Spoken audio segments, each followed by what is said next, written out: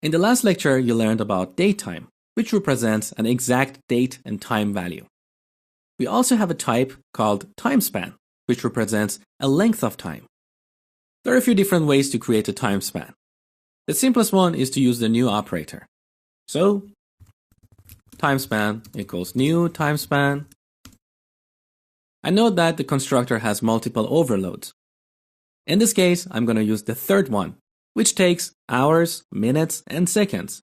So let's say 1 hour, 2 minutes, and 3 seconds. What if we didn't have a value for minutes and seconds?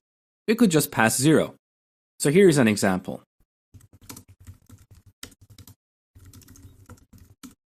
1 hour, 0 minutes, 0 seconds. The only issue here is when you look at this TimeSpan object, sometimes it's not quite clear. What do these zeros represent? Is it the hours, minutes? It's not quite clear. So a more readable way to create the same TimeSpan object is use two static methods on the TimeSpan structure. So TimeSpan has a bunch of static methods, and they all start with from days, from hours, milliseconds, minutes, seconds, and ticks. So I can just use from hours and pass 1 here. And note that between these two lines, the second one is more readable. There is also a third way to create a TimeSpan. If you have two datetime objects and you subtract them, the result is a TimeSpan. So something like this.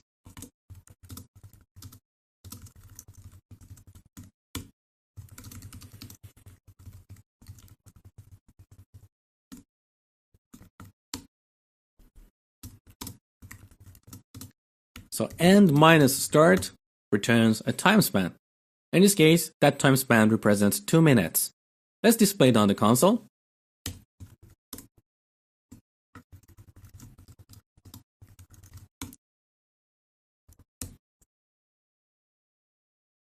So here is the result. 2 minutes, and it has a slight millisecond value. I think it's because of the datetime.now. So at the time that we read this value, there was a tiny millisecond component in the current datetime. Okay, so this is all about creating TimeSpan objects. Now, once we have a TimeSpan object, we can read its properties very easily. So, each TimeSpan has a number of properties that come in pairs. What do I mean by that? Look at this TimeSpan. It has properties like days, hours, milliseconds, minutes, seconds, and so on. But it also has pair properties that start with total. So, total days, total hours, milliseconds, and so on. What is the difference? Let me show you with an example. So,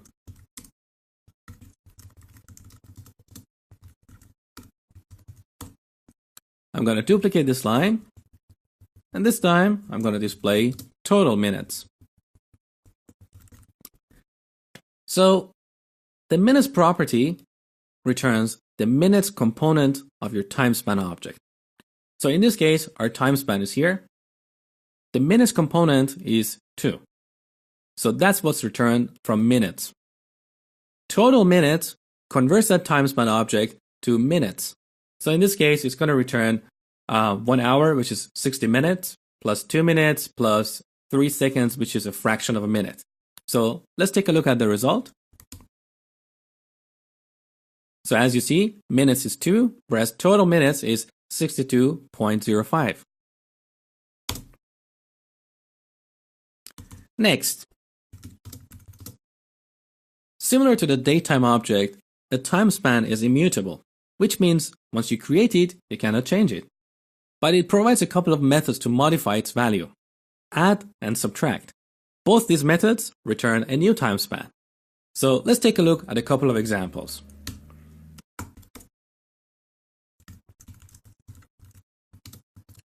So what I'm going to do is, this time I call the add method. Note that this method takes a parameter of type TimeSpan. So here I can create another TimeSpan. I can either use the new operator, or I can use one of the static methods. So let's say TimeSpan from minutes. So I add 8 minutes to our original time span. So it was 1 hour, 2 minutes and 3 seconds. So now it's going to be 1 hour, 10 minutes and 3 seconds. There you go. Subtract is very similar. So I duplicate this line. Subtract. Again, this method takes a time span object. So let's subtract 2 minutes from our original time span. And the result should be 1 hour and 3 seconds. There you go. 1 hour and 3 seconds. Now, one last thing you need to know about time span is conversion to and from strings. So let's scroll down. If you want to convert a time span to a string, you simply call the toString method.